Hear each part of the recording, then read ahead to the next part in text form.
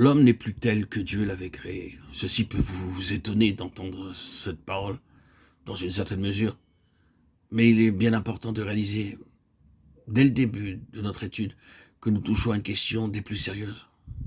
Ce n'est pas simplement qu'à un certain moment, l'homme ait fait une chute, ait pris un mauvais chemin, ou soit devenu désobéissant ou rebelle. Ce n'est pas seulement qu'il soit devenu un pécheur, ni même une créature pécheresse. Tout cela peut être vrai, mais ce n'est pas toute la vérité. Ce n'est pas que l'homme soit simplement sur un mauvais chemin et qu'il ait besoin d'être amené ou remis sur la bonne voie. Ce n'est pas non plus qu'il soit la victime d'un mauvais tempérament ou qu'il ait fui pour se libérer d'une loi, suivre ses caprices, se détacher de ce qu'il y a de meilleur en lui. Le retour de l'homme à Dieu et à la vocation et à la destinée que Dieu a voulu pour lui n'est pas seulement le transfert de ses intérêts d'une direction, le moi, le péché, le monde, dans une autre, Dieu, le bien et le ciel. Lorsque Christ, en parlant de l'enfant prodigue, employa ces mots, étant rentré en lui-même, il ne voulut pas dire simplement que, s'étant souvenu d'un autre chemin, il ait voulu y retourner. Les Écritures nous révèlent avec une évidence très claire que le salut est quelque chose d'infiniment plus radical que cela.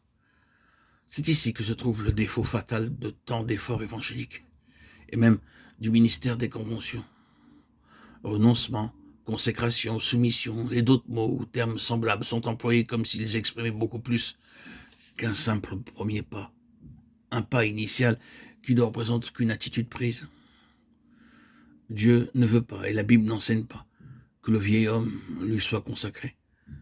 Le vieil homme doit être crucifié et non pas consacré. Les jeunes gens sont si souvent exhortés à consacrer au Seigneur leur talent, leur énergie, leur capacité, leur enthousiasme.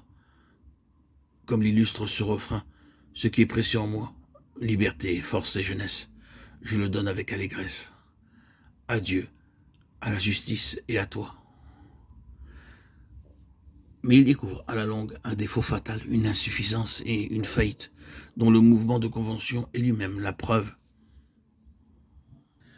la plus grande. Ce mouvement se développe de plus en plus et d'année en année dans toutes les parties du monde. Des centaines de milliers de chrétiens désappointés se retrouvent ensemble à la recherche d'une solution au problème d'une vie non victorieuse ou d'un service inefficace.